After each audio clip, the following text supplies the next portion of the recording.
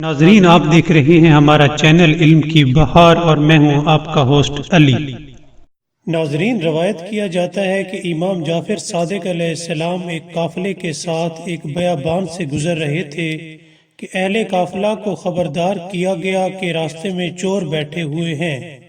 اہل قافلہ یہ خبر سن کر پریشان ہو گئے۔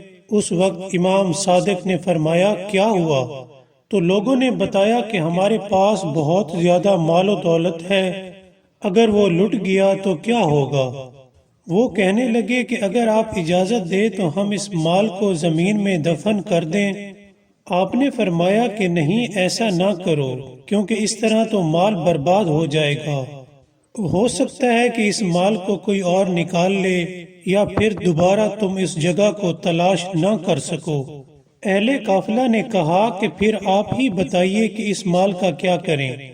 امام نے فرمایا، اس کو کسی کے پاس امانت رکھ دو تاکہ وہ اس کی حفاظت کرتا رہے اور اس میں اضافہ کرتا رہے، اور اضافہ کرنے کے بعد وہ تمہیں اپنا مال واپس لوٹا دے اور اس مال کو تمہاری ضرورت سے زیادہ عطا کرے۔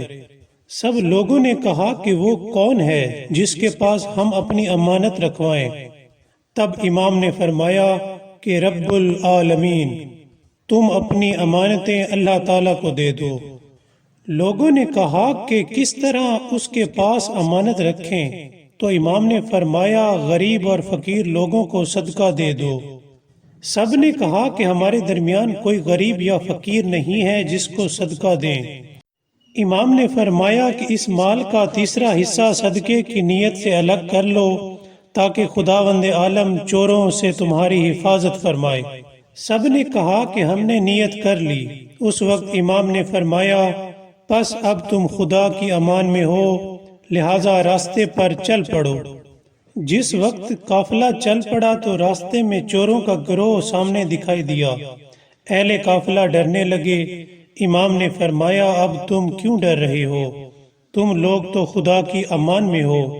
چور آگے بڑھے اور امام کے ہاتھوں کو چومنے لگے اور کہنے لگے کہ ہم نے کل رات خواب میں رسول اللہ صلی اللہ علیہ وآلہ وسلم کو دیکھا ہے، جس میں آپ صلی اللہ علیہ وآلہ وسلم نے فرمایا ہے کہ ہم لوگ آپ حضرت امام جعفر صادق کی خدمت میں پیش ہو جائیں، لہٰذا اب ہم آپ کی خدمت میں ہیں تاکہ آپ اور آپ کے قافلے والوں کو چوروں کے شر سے محفوظ رکھیں۔ امام نے فرمایا کہ تمہاری کوئی ضرورت نہیں، جس نے تم لوگوں کے شر کو ہم سے دور کیا ہے وہ دوسرے دشمنوں کے شر کو ہم سے دور کر دے گا۔ اہل قافلہ صحیح و سالم شہر میں پہنچ گیا اور سب نے اپنے مال کا تیسرا حصہ غریبوں میں تقسیم کر دیا اور ان کی تجارت میں بہت زیادہ برکت ہوئی۔ سب لوگوں نے تعجب سے کہا کہ واقعتاً کیا برکت ہوئی؟ امام نے اس موقع پر ارشاد فرمایا، اب جب کہ تمہیں خدا سے معاملہ کرنے کی برکت معلوم ہو گئی ہے تو تم اس پر ہمیشہ عمل کرتے رہنا۔ ناظرین، اس واقعے سے ہمیں سبق ملتا ہے کہ بے شک صدقہ دینے سے بڑی بڑی بلائیں دور ہو جاتی ہیں، اور مصیبت کے وقت انسان کو صرف اللہ کی طرف رجوع کرنا چاہیے۔ ناظرین، اگر آپ کو ہماری ویڈیو پسند آئی ہو تو سبسکرائب کرنا مت بھولیے گا۔ Thank you.